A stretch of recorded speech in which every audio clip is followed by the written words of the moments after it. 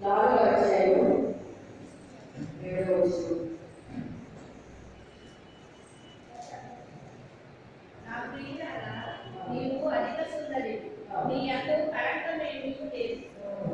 చాలా చిన్న ప్రార్థన చేస్తున్నాం. ప్రభా నాతో మాట్లాడి ప్రార్థన చేస్తున్నాం.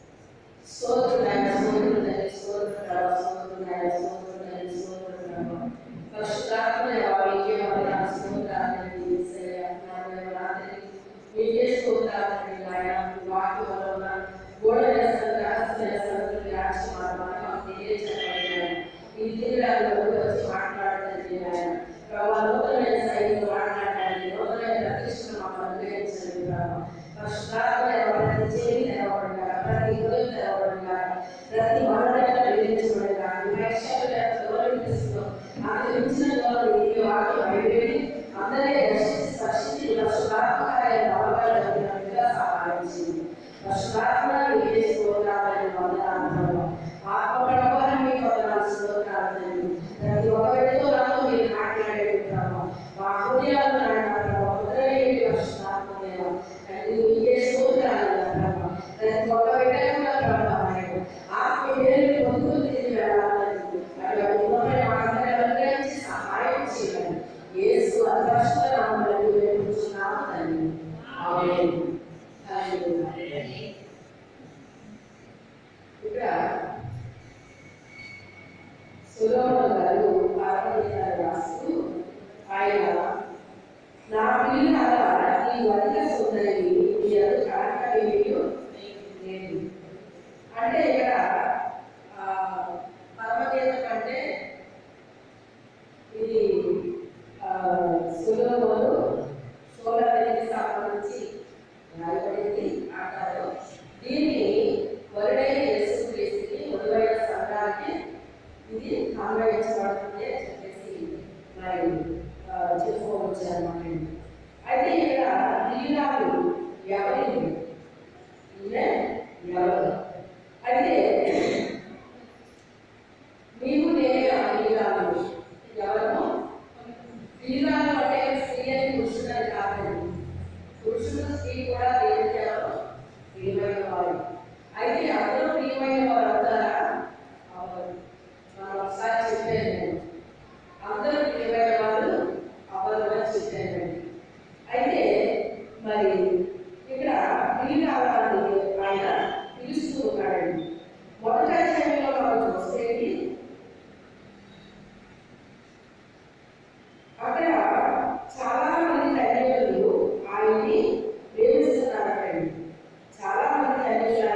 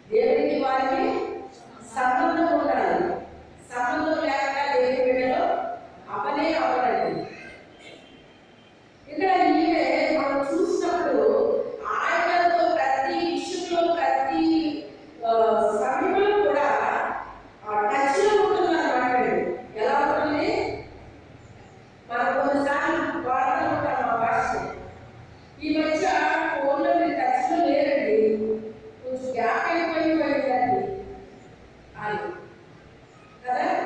మనకి తలుచుగా మనతో ఉన్న వాళ్ళతో ఉన్న సంబంధం వేరుగా ఉంటుంది, అప్పుడప్పుడు కలిసే వాళ్ళతో ఉండే సంబంధం వేరుగా ఉంటుంది. దేవుడితో ఎప్పుడు కూడా మనం ఎలా ఉండాలి? టచ్లో ఉండాలి, అందుబాటులో ఉండాలి. దేవుడు ఎవరిని వాడుకుంటాడో తెలుసా? ఆయనకి అందుబాటులో ఉన్న వాళ్ళని వాడుకుంటాడండి. వాళ్ళకి ఏమి చేతగా ఉండలేదు సరే, వాళ్ళకి చదువుందా చదువు లేదా, అందం ఉందా లేదా, డబ్బు ఉందా లేదా, ఇవి చూడండి దేవుడు. వాళ్ళు ఎంత అందుబాటులో ఆయన ఉంటారో వాళ్ళు వాడుకుంటాడండి. వాళ్ళకి ఏమి తెలియకపోయినా సరే వాళ్ళు వాడుకుంటాడండి దేవుడు, వాళ్ళనే వాడుకుంటాడు. అందుబాటులో ఉండాలి వాళ్ళకి. దేవునితో మనకి మంచి అటాచ్మెంట్ ఉండాలి, ఆయన బిడ్డలుగా మనం ఉండాలి. మీరు దేవుని దేవాలయాలను లేదా దేవాలయం ఎలా ఉండాలి? పరిశుద్ధంగా ఉండాలి. దేవుడు ఎలాంటి వాడు ఉండాలి? పరిశుద్ధుడు. మీరు పరిశుద్ధులుగా మీరు కూడా పరిశుద్ధులై ఉండాలి. అయితే ఆయన పరిశుద్ధులు కనుక మనం కూడా ఎలా ఉండాలి? పరిశుద్ధంగా ఉండాలి. మనం పరిశుద్ధంగా ఉంటే మన లోపల ఆయన నివసించడానికి ఇష్టపడతాడు. మన లోపల ఆయన నివసించడానికి ఇష్టపడతాడండి. ఆయన మనలో నివసించే పాపం మనలో ఉండదండి. ఉంటుందా? ఉండదు. ఆయన ఆల్రెడీ మన లోపల ఉంటే ఏమొస్తుంది? లోపల ఆల్రెడీ ఒక ఆయన్ని మన ఊరి మన సింహాసనం వేసేసాం. ఇప్పుడు ఒక చైన్ ఉండాలి మా దగ్గర, ఎవరో వచ్చే చైన్ వేసారండి. వేస్తే ఇంకొక వచ్చే ఇంకెక్కడ వచ్చేవాళ్ళ కదా. కానీ భూ సంబంధించి చాలా చైన్స్ ఉండొచ్చు, కానీ ఒకే చైన్ ఉన్నది. అది మనకి, అదే మనకి ఈ ధ్వని మరి సింహాసనం మీద ఇవి ఎవరు కూర్చోబెడుతున్నామో చూస్తున్నాం. నాకు తెలియని వయసులో నా హృదయం సింహాసనం మీద కాబట్టి కూర్చోబెట్టుకున్నాను. అందుకే నేను దేనికి చూడకుండా ఎప్పటి కాదు కూడా అంటే ఆల్రెడీ వెళ్ళిపోయాడు. ఇప్పుడు వేరే దేనికి కూర్చోబెట్టడానికి వచ్చినా వీలు రావడానికి కూర్చోవడానికి లేదు, ఉండడానికి లేదు. ఆల్రెడీ ఆయన మనలో ఉండిపోయాడు. ఒకసారి ఒక వ్యక్తికి ఒక దర్శనాన్ని చూపించాడంటే దేవుడు. చూపిస్తే ఆ దర్శనంలో మనం ఆరాధన చేసేటప్పుడు పరిశుద్ధాత్మ అభిషేకాలు కుమ్మరించాలి. పరిశుద్ధాత్మ రండి రండి నన్ను నింపండి నన్ను అభిషేకించడానికి ప్రార్థన చేస్తున్నారు.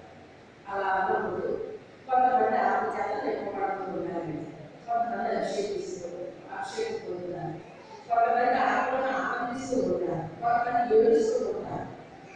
పరిశుద్ధాత్ముడు రకరకాలుగా పనిచేస్తూ ఉంటాడండి. ఆయన ఒక్కోసారి వేడిగా గాలి పడుతున్నాడు, ఒక్కోసారి చల్లని గాలి వేస్తున్నాడు.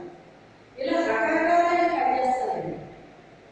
అయితే వాళ్ళు కొంతమంది బాగా ఆత్మతో నింపబడి అన్య భాషలతో మాట్లాడితేనే వాళ్ళకి తృప్తిగా అనిపిస్తుంది, లేకపోతే అనిపిస్తుంది అన్నమాట. అయితే ఒకరి దర్శనం చూపిస్తున్నాడట దేవుడు. చూపించినప్పుడు వాళ్ళు పరిశుద్ధాత్మను కోరుకున్నారట, కానీ వాళ్ళ యొక్క ఆత్మీయ జీవితం బాగలేదండి. వాళ్ళ ఆత్మీయ జీవితం బాగోలేదు.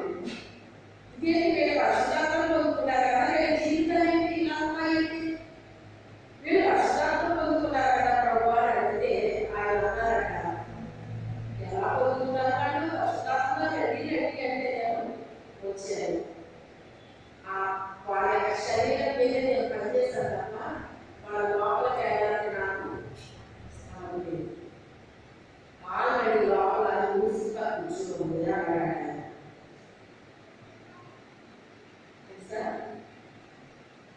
అందుకే కొంతమంది అంటే అందరూ కష్టపడి పరిశుద్ధాత్మకి ఎదురేది కాదు. ఎందుకంటే నాకు తెలియని వయసులోనే పరిశుద్ధాత్మతో నన్ను వెంబడి పరిశుద్ధాత్మ తెలియదు. నాకు తెలియదు అసలు పరిశుద్ధాత్మ తెలియదు. అభిషేకం అంటే ఏంటో నాకు తెలియదు. దానికి అభిషేకం అంటే తెలుసా? తెలియని వయసులో ఆయన అభిషేకం అభిషేకించిన దేవుడు పంపించలేదా?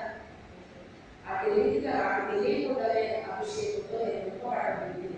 అందుకే అభిషేకం నాకు తెలుసు. పౌరులు అంటాడు, నేను భాషలతో మాట్లాడడం తెలుసు, మీకంటే ఎక్కువ నేను మాట్లాడతాను అన్నాడు. గంటలు గంటలు ప్రార్థన చేసిన అనుభవం మా జీవితంలో ఉంది. గంటలు అన్ని భాషలో ప్రార్థన చేసిన అనుభవాలు మా జీవితంలో ఉన్నాయి. చిన్న చిన్న ప్రార్థన చేసే గ్రామాలు మారుతుంది. చాలా విజయాలు పొందుకోవడానికి గల కారణము చాలా ఉపవాసాలు, చాలా ప్రార్థనలు, అభిషేకంతో కూడిన ప్రార్థనలు ఇది చేయడం జరిగింది. అయితే నేను వాళ్ళ శరీరం వరకే వచ్చాను. అంటే తాగాను నేను తాగాను. లోపల వెళ్ళమంటే లోపల నేను సిద్ధాంతం నిజమే కాబట్టి లోపల నాకు స్థానం లేదు. అందుకే వాళ్ళ పరిశుద్ధాత్మ నన్ను నిప్పుకొని వాళ్ళు నన్ను ఆహ్వానిస్తుంటారు. ఆహ్వానించినప్పుడు నేను నా ప్రేమ దేవుడు కదా, అందుకే నేను వెళ్తాను, నేను వస్తాను. కానీ వాళ్ళ లోపల స్థానం లేదు. అందుకే మందిరానికి వచ్చినప్పుడు పరిశుద్ధులుగా ఉంటారు. బయటకు వెళ్ళిన తర్వాత అపవిత్రమైన జీవితాలు జీవిస్తున్నారు. గల కారణం ఏంటి? అయితే మరి నేను అభిషేకం తీసుకున్నాను కదండి అంటే ఏమవుతున్నాను? నీళ్ళు అలా జరిగితే మన మీద పడలేదు. జరగడం వేరు, ఎప్పబడడం వేరు.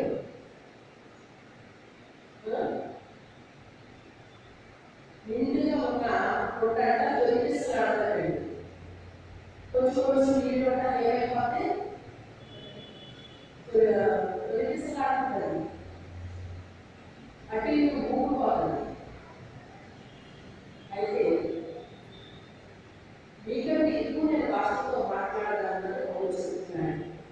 అంటే అన్ని అనుభవాలు కలిగి ఉన్నాడు. అన్ని అనుభవాలు కలిగి ఉన్నాడు. అయితే మన ఆత్మీయ జీవితం అనేటువంటిది చాలా ఇంపార్టెంట్ దేవుడి. మన హృదయం అనేటువంటిది దేవాలయంగా ఉండాలి. మీ దేహము దేవుడి నిమిత్తం కానీ అది జాగ్రత్త నిమిత్తం కాదు అంటాడు. దేవాలయంలో మనం జీవిస్తే జాగ్రత్తగా చేస్తాను, విచారాలు చేస్తాను, దొంగతనాలు చేస్తాను, అబద్ధాలు మోసాలు ఇవన్నీ ఎలా జరుగుతాయి? మనం దేవుడికి వినయంగా ఉన్నప్పుడు దేవుడి యొక్క గుణలక్షణాలు మనము ధరించుకుంటాం. ఆ గుణలక్షణాలు మనలో ఉండాలండి.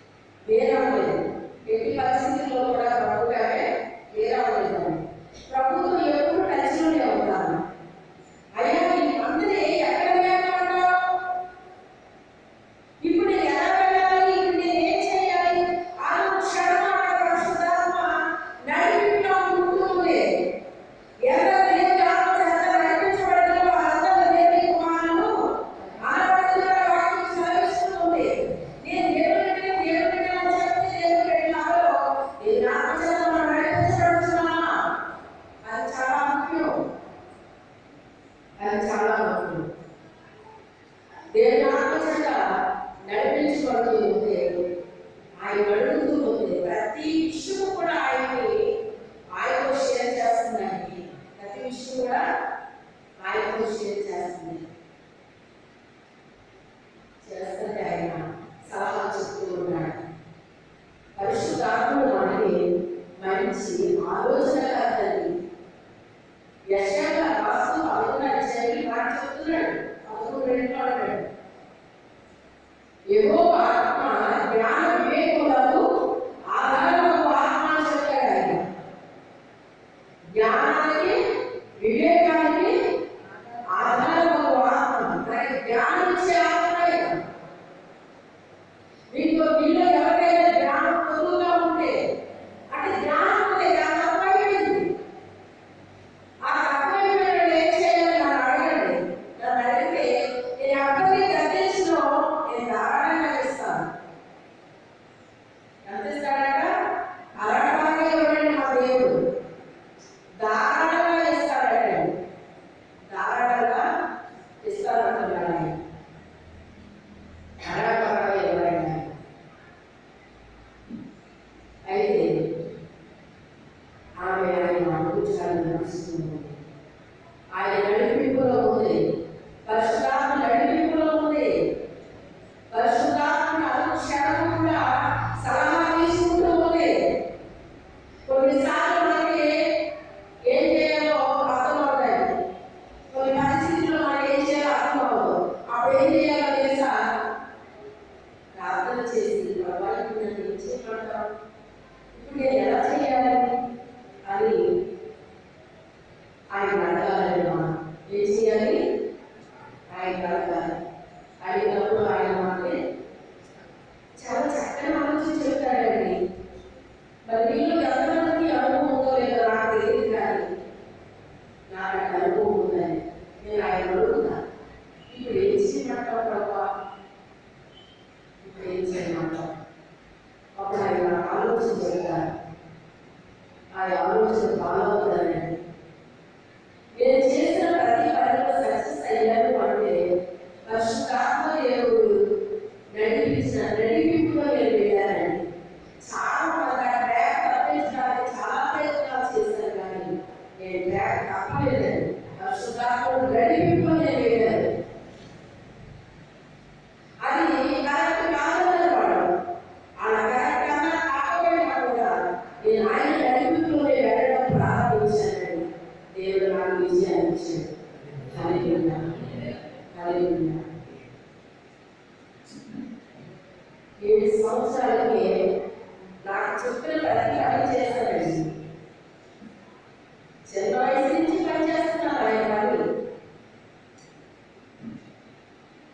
ప్రతి పని నేను చేయగలిగిన ప్రతి పని నేను చేసుకుంటూ వచ్చానండి చిన్న వయసు నుంచి. అయితే నాకు అఫీషియల్గా ఇచ్చిన సేవకుడు 2004. అప్పటి నుంచి మరింత మేలుగా, ఎందుకంటే అప్పటివరకు నేను చేసింది లేదు. ఇప్పుడు నేను సొంతంగా ఇచ్చినప్పుడు బాధ్యత వస్తుంది కదండి. బాధ్యత లేకుండా చేయడం లేదు, బాధ్యతతో చేయడం లేదు. ఇప్పుడు ఇంకా మరింత ఒక రకంగా చెప్పాలంటే టెన్షన్ వస్తుంది, భయం వస్తుంది, చాలా వస్తూ ఉన్నాయండి. ఎంతగా నాకు ఏం కలిగినప్పుడైనా ఆయన పడేస్తున్నాను. ప్రభుత్వం మనుషులు చెప్పేవాళ్ళు, ఇలా చేయండి, అలా చేయండి, అలా చేయండి, అలా చేయండి. మీరు చేయకపోతే వాళ్ళే సలహా చెప్తాం. అసలైన ఆయన సలహా లేదు. మనం వెళ్ళినప్పుడు మనిషి సలహా అంటే దేని సలహా గొప్పది కదా. మనిషి సలహా మంచిదే, అది కరెక్ట్ అయ్యో చెప్పలేము, అవుతుంది. కానీ అన్నీ అవ్వండి. కానీ దేవుని చెప్పినట్టు ఫెయిల్ అవుతుందా? ఎప్పుడు ఫెయిల్ అవుతుంది. నేను ఆయనే అడుగుతూ ఏం చేయాలన్నప్పుడు నేను దేవుని అడిగి ఆయన నాకు చెప్పింది వీళ్ళు వారికి నచ్చేది కాదండి. వీళ్ళు వారికి అది నచ్చేది కాదు. అలా చేయకూడదు, ఇలా చేయకూడదు, ఇలా అనేవారు అన్నప్పుడు ఆయన నువ్వే చెప్పండి, ఏం చెప్పండి అది చేస్తాను. ఎందుకంటే నా తల్లి గర్భం వేసుకోవాలి. నా మీద ఈ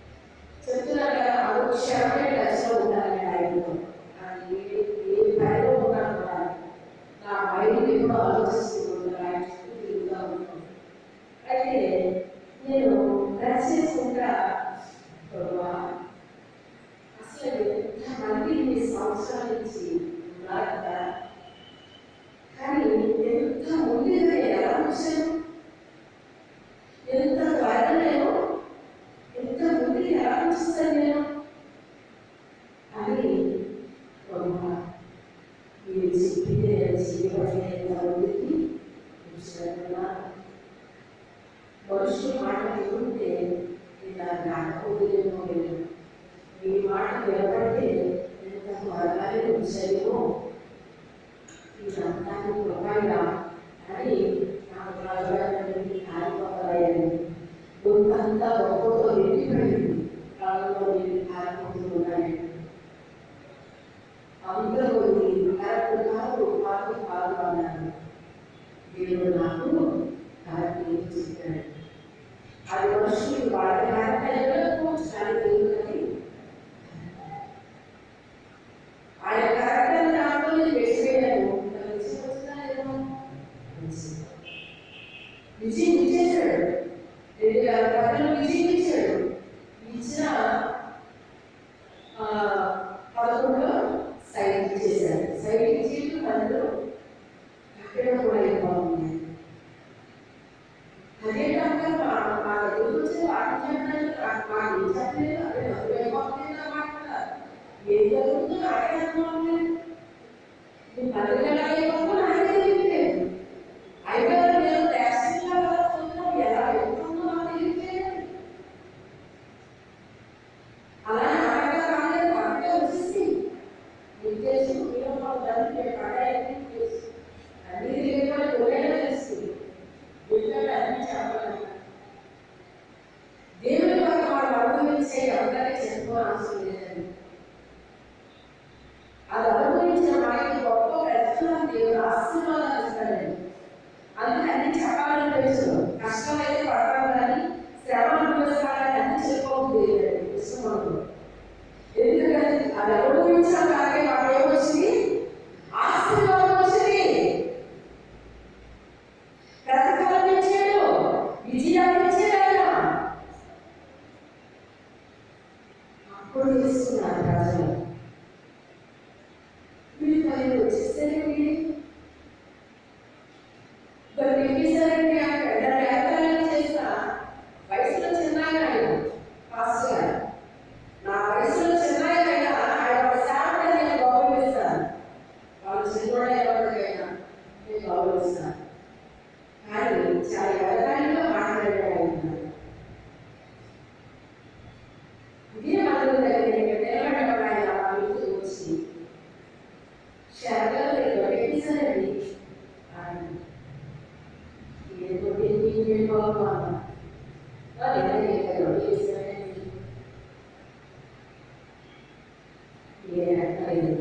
ఆయన గురించి ఎప్పుడు నేను చేసేసానని చెప్పలేను. కానీ అసలు నేను చేసేయాలంటే ఒక మనిషిని ఏది జరిగినా నా దేవుడు చేశాను, నా దేవుడు చేశానని చెప్పడం నాకు తెలుసుకున్నాను. నేను చేసేసాను అని ఎప్పుడు చెప్పలేను. మనిషి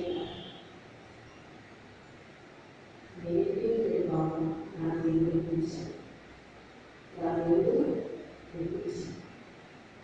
అవునండి అయినా చేస్తుంది అది తప్పు, ఇది తప్పు, అలా చేయకూడదు, ఇలా చేయకూడదు, అలా చేయకూడదు. ఎప్పుడైతే దేవుడు అందరూ ఇచ్చాడో అది చెడు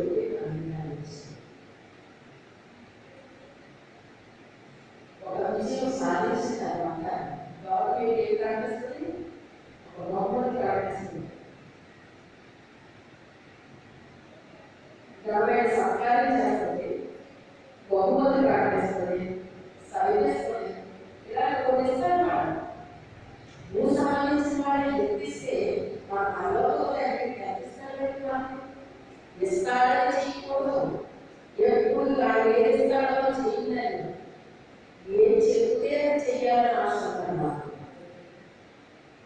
ఆయన ఎప్పుడు కూడా దేవుడు ఎప్పుడు చెప్పినప్పుడు చెయ్యాలి. ఏది చెయ్యమంటే చెయ్యాలి, ఎలా చేయమంటే అలా చెయ్యాలి. చెయ్యడం ముఖ్యం కాదు. ఎప్పుడు చెప్తే అప్పుడు చెయ్యాలి. ఎలా చెయ్యమంటే అలా చెయ్యాలి. ఏది చెయ్యమంటే అది చెయ్యాలి. అది ఎవ్వరికీ నచ్చకపోవచ్చు. ఆయన చెప్పినట్టు చెయ్యాలి. ఇప్పుడు ఆయనతో వెళ్ళి ఆమె యాక్షన్ ఉంటే కావాలన్నా మీకు, కానీ ఆయన ఉంది ఆయన వెళ్ళాలి. ఏం చేయమంటారు, ఏం చేయమంటారు, ఏం చేయమంటారు, అది అడుగుతూనే ఉంటాడు. మన శైల స్థానంలో పచ్చని చోటు అని చెప్తున్నారు. అంటే జీవము కలిగిన స్థలంలో మనం కలుసుకుంటామని చెప్తుంది. ఈ స్థలం ఏ స్థలం? జీవాధిపతి అయిన యేసుని మనం కలుసుకునే స్థలం ఇది. మనలో ఏమొస్తుంది? ఎంత వస్తుంది? అది మనం ఎలాగైనా అడుగుపెట్టినా సమృద్ధి జీవాన్ని పొందుతూ మనం తిరిగి బయటికి వెళ్తాం. తన సమృద్ధి జీవంతో మనం నింపుతాడు ఆయన. అలా చెప్పేసి ఒక్క అధికారానికి వచ్చేసి మన సమృద్ధి జీవాన్ని నింపేస్తున్నామంటే మనకే అడుగు దినము పాఠశాలలో చేయాల్సిన ప్రతిదీ నువ్వు చేయాల్సిందే. రాగానే ప్రభువుని కలుసుకోవాలి, ప్రార్థన చేయాలి, పాటలు పాడాలి, వాక్యాన్ని చదవాలి, ధ్యానించాలి.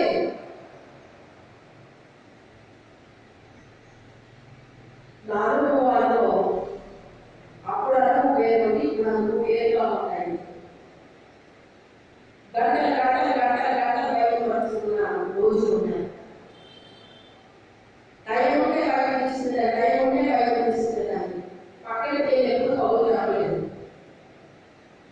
అలాగే ఎవరైనా టీవీ ముందు కూర్చొని టైం గడప, సెల్ ఫోన్లో గడపలేదు. సెలవు తీసుకోవచ్చు కదా, నేను సెలవు ఒప్పుకోవచ్చు కదా అని దేవుడు నాకు సేవ తీసుకుంటాను. నేను కొనుక్కోను. నా దేవుడు నాకు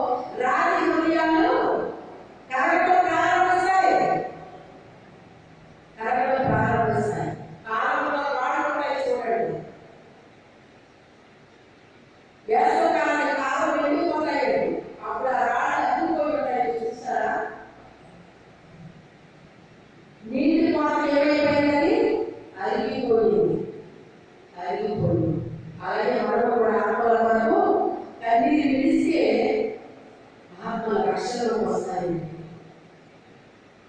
మనకు తెలియని ఆత్మలు ఎన్నో వస్తాయి. ఇక్కడ మన కన్నీళ్ళు విడుచుకుంటే ఎక్కడెక్కడో రక్షించబడుతూ ఉంటారు. సంతోషమే కదా. వాళ్ళ కోసం మనం ప్రార్థన చేస్తాం, వాళ్ళు కూడా లేదు. కానీ ప్రార్థన చేస్తాం కదా, ప్రార్థన చేసే దృష్టిలో మనం ఉంటాం కదా. చాలా విలువైన ప్రార్థన, స్వచ్ఛమైన ప్రార్థన మనం చేయాలి. విలువైన ప్రార్థనలు దేవుడు అర్పించాలి. దేశం వారు ప్రార్థించే వారు మనం ఉండాలి, మన సంఘం ఉండాలి. టైము అది చేసుకోవాలి. నాకు టైం లేదండి, ఆ మాట అసలు చెప్పేవాళ్ళని. నాకు టైం లేదండి మాట రాకపోయింది అసలు. అది ఎంత భయంకరమైన మాట మీకు తెలుసు అసలు. టైం లేకపోయినా టైము కేటాయించాలి దేవుడు అర్థం. మనకి టైం లేకపోయినా భోజనం చేస్తామా లేదా, స్నానం చేస్తారా లేదా, ప్రయాణం కట్టారా లేదా, పక్షి కట్టారా లేదా, ప్రతి దానికి వెళ్తున్నారు కదా. కానీ మనకి ఏంటి టైం లేదంట, ప్రార్థన టైం లేదంట. ప్రార్థన ఊపిరి లాంటిది అని చెప్తున్నాను.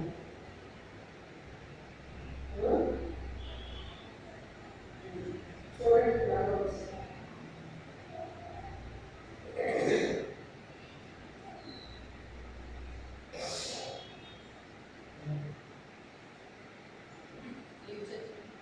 ప్రార్థన ఊపిరి లాంటిది అని చెప్తున్నారు. ఊపిరి తీసుకోవడం ఆపేస్తామా మనం? ఊపిరి తీసుకోవడం ఆపేస్తామా చెప్పండి. ఎవరైనా నేను ఊపిరి తీసుకోకుండా ఉన్నాను నరసింహారాగా ఆపేస్తే ఎవరు నష్టం?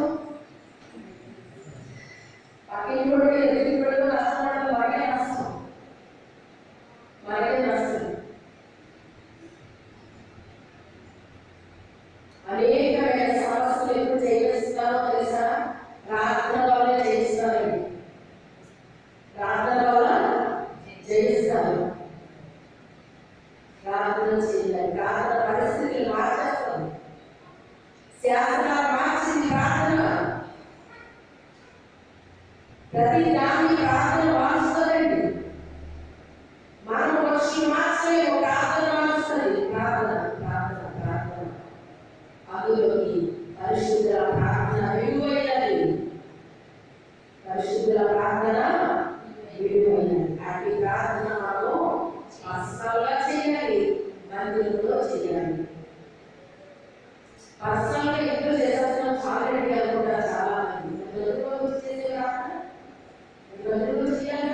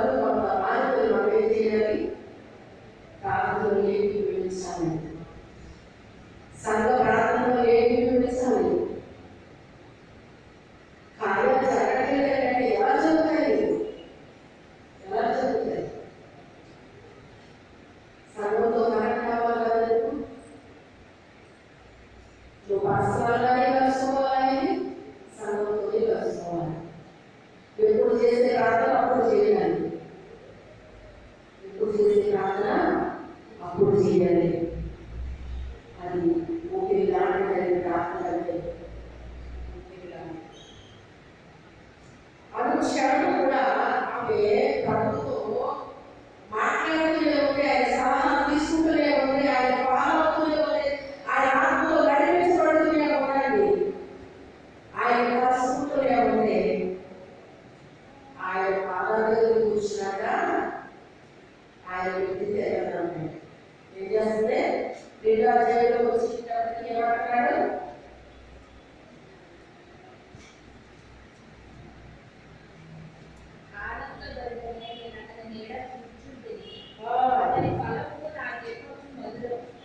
ఎక్కడికి వెళ్తున్నావే? ఆయన పాదాల దగ్గర కూర్చుని ఆయన ఎంత మెచ్చుకున్నాడో చూడండి. 2వ అధ్యాయంలో కూడా నేను శాలలో పాలలో పుష్పపడి జాలదు, లోయలో పద్మపడి జాలదు, బలు రక్కసి చెక్కలో పద్మలని కనబడినట్టు స్త్రీలలో నా ప్రియురాలు కనబడుచున్నది. ఆయన ఇస్తున్నాడు సాక్ష్యం.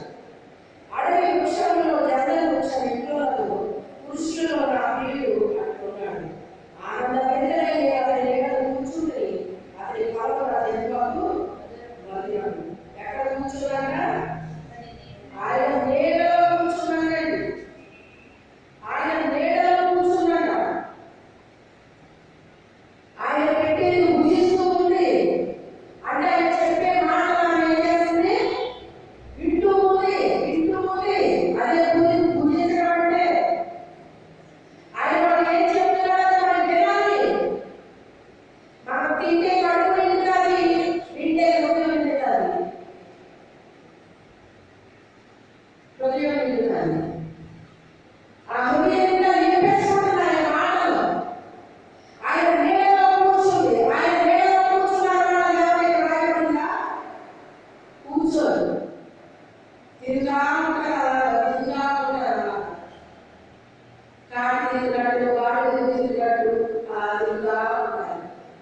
ఒక పని తిరిగే మనిషి పని లేకుండా తిరుగుతారు. పని లేకుండా తిరుగుతారు. ఆమె చేస్తున్నా ఆయన నీడలో కూర్చున్నాక ఆయన పెళ్లి చేస్తున్నాడు. నీ మాటలు నాకు జరగాలనే వాటిని భుజించి దేవుని మాటలు ఎప్పుడైతే మనం వింటున్నామో అవి మన లోపలికి వెళ్ళిపోవాలి. మన హృదయం మీద నింపేసుకోవాలి. వాటిని నింపేసుకోవాలి.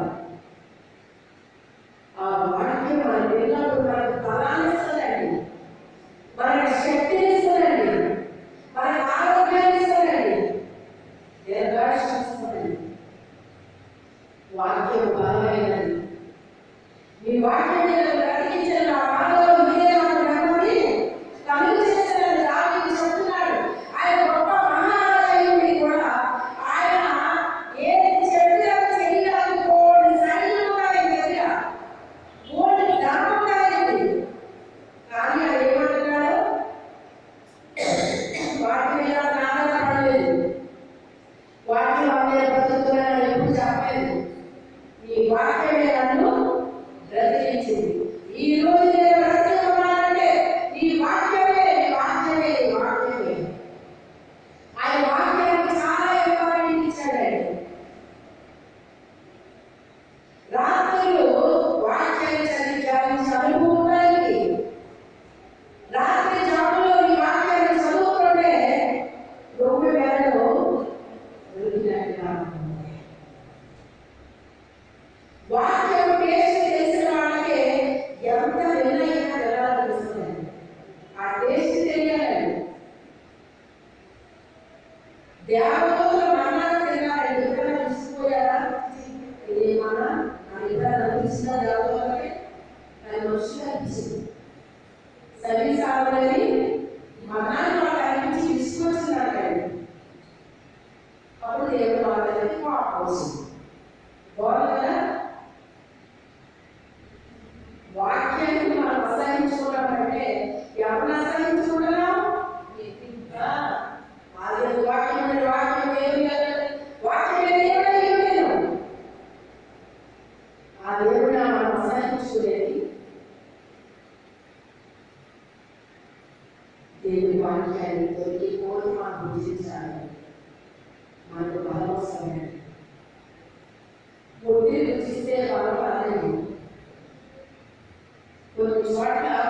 ఉన్నాయండి.